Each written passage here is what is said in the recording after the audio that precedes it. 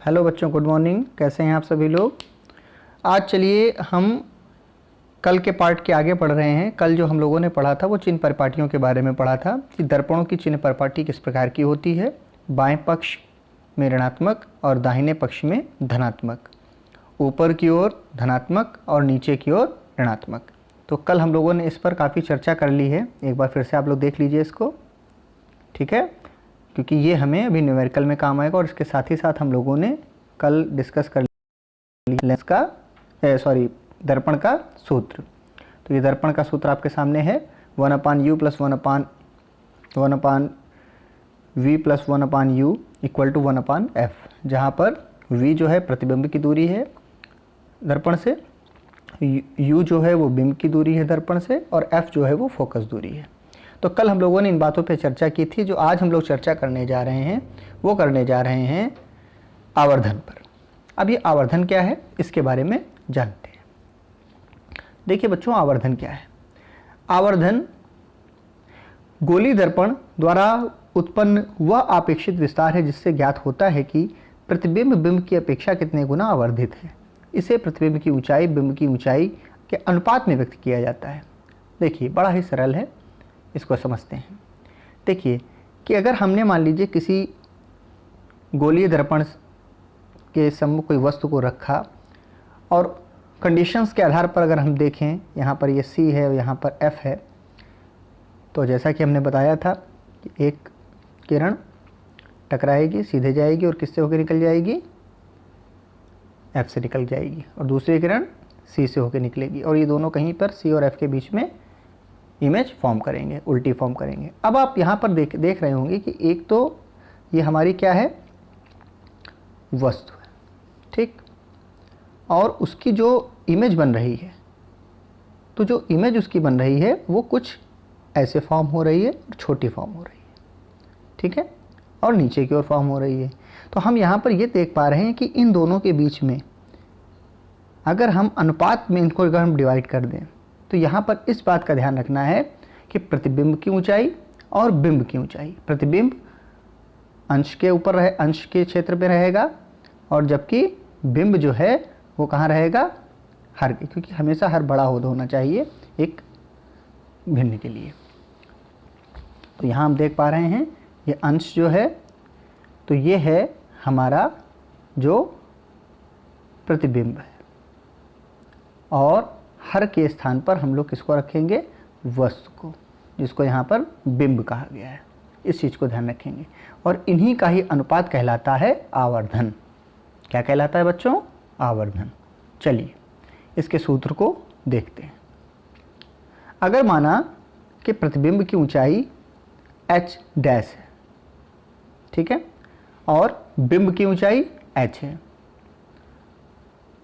इस वाली कंडीशन को देखिए, प्रतिबिंब की ऊंचाई और वस्तु की ऊंचाई, तो m बराबर प्रतिबिंब की ऊंचाई बटे वस्तु की ऊंचाई। इसको दूसरे तरीके से hi से भी डिनोट किया जाता है, hi/h0, जहाँ पर i का मतलब क्या है, इमेज, i का मतलब क्या है, इमेज, जबकि o का मतलब क्या है, ऑब्जेक्ट। ऑब्जेक्ट माने वस्तु और इमेज माने प्रतिबिंब, ठीक है, समझते रहिएगा। अब कंडीशंस यहाँ पर देखिए कुछ फॉलो होंगी। जैसा कि हम जानते हैं कि जो हमारा प्रतिबिंब बन रहा है वो कहाँ बन रहा है। अब हमने अभी चिन्ह परिपाटी देखी है, अब उस चिन्ह परिपाटी का यहाँ पर यूज हो रहा है। अब ध्यान से देखिएगा कि अगर कंडीशंस पे ये डिपेंड करेगा, लेकिन एक जो सामान्य कंडीशन है वो यहाँ पर आपके सामने दिखाई जा रही है। हमने बताया था ये v क्या है और u क्या है। हमने इन दोनों की दूरियों के बारे में बताया था। हमने बताया था ये क्या है, वस्तु की किससे दूरी थी, दर्पण से दूरी थी,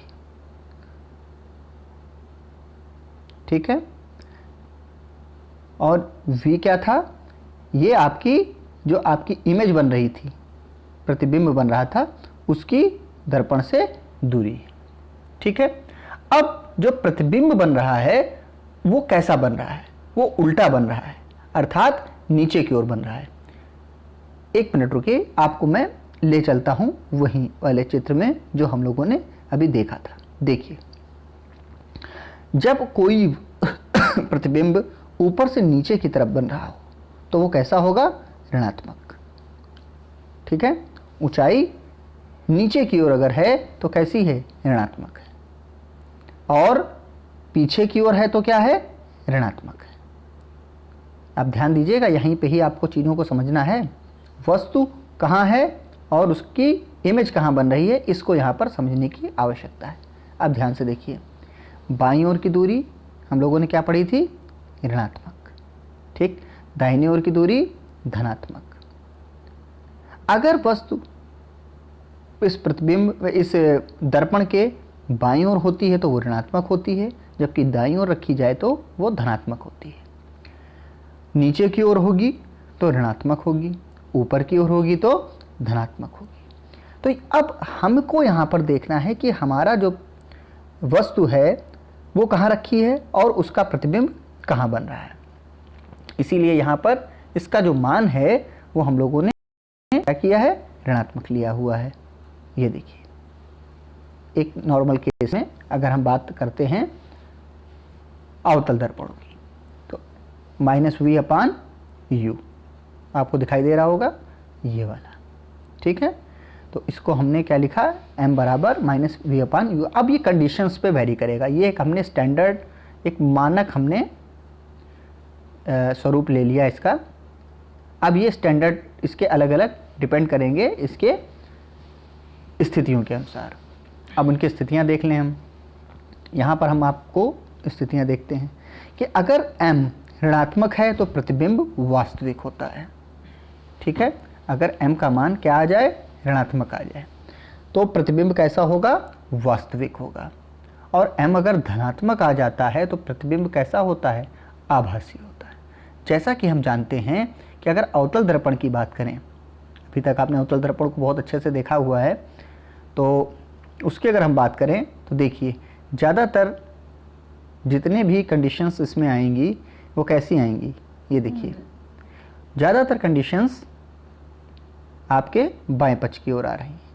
अगर वो ऋणात्मक हो रहा है, ठीक है, m का मान, और वहाँ पर जो फॉर्म होती है इमेज, वो कैसी होती है? वो होती है वास्तविक। ठीक है, तो अवतल दर्पण में सिर्फ छठी कंडीशन को छोड़कर जो 6th कंडीशन हमने आपको बताई थी, जब हम f और p के बीच में जब वस्तु को ले जाते हैं तब वो कैसा बनता है? तब वो वास्तविक प्रतिबिंब ना बनकर आभासी प्रतिबिंब बन जाता है। ठीक है, लेकिन बाकी जो 5 कंडीशंस होंगी अवतल दर्पण की, उसमें सभी में कैसा प्रकृति होगी? ऋणात्मक प्रकृति होगी, मैग्निफिकेशन की, आवर्धन की। तो इसको हमें ध्यान बेटा रखना है।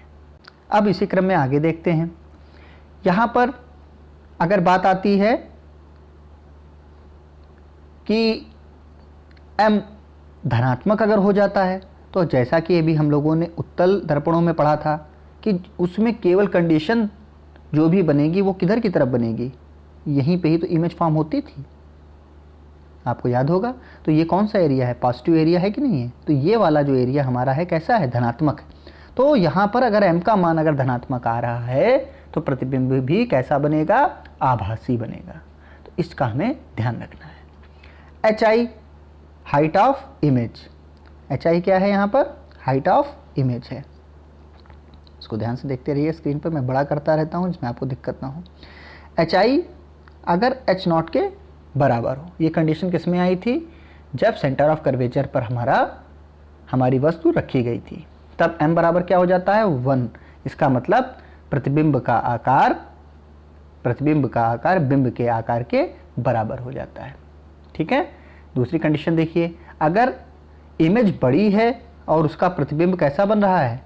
ऑब्जेक्ट इमेज क्या है? बड़ी है और वस्तु क्या है? छोटी है। अर्थात वस्तु से बड़ा प्रतिबिंब अगर बन रहा है, m सदैव 1 से बड़ा होगा। और इससे क्या आपका शो होगा? वो देख लीजिए, प्रतिबिंब बिंब से बड़ा होता है। तो इसका मतलब है अगर m का मान 1 से अधिक आ रहा है तो प्रतिबिंब जो है वो वस्तु से हमेशा बड़ा होता है। ठीक है, दूसरी कंडीशन देख लीजिए आप लोग, अगर इमेज हमारी वस्तु से छोटी बन रही है, इमेज हमारी वस्तु से छोटी बन रही है, तो इसका मतलब m का मान क्या है, 1 से कम होगा। तो 1 से अगर कम होगा तो प्रतिबिंब जो है वो वस्तु से छोटा होता है। ठीक है बच्चों, समझ रहे हैं आप लोग?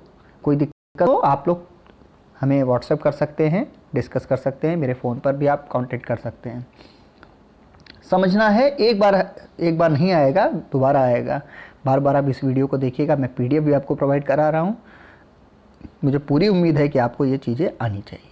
ठीक है बच्चों, अब अगर हम बात करें कि समतल दर्पण जो होता है उसका आवर्धन क्या है, हमें ऐसा ध्यान रखिएगा, उसका आवर्धन +1 होता है, क्योंकि उसमें इमेज हमारी कंप्लीट उसी रूप में बनती है और धनात्मक उसका आभासी साइन प्रतिबिंब उसका दर्शाता है।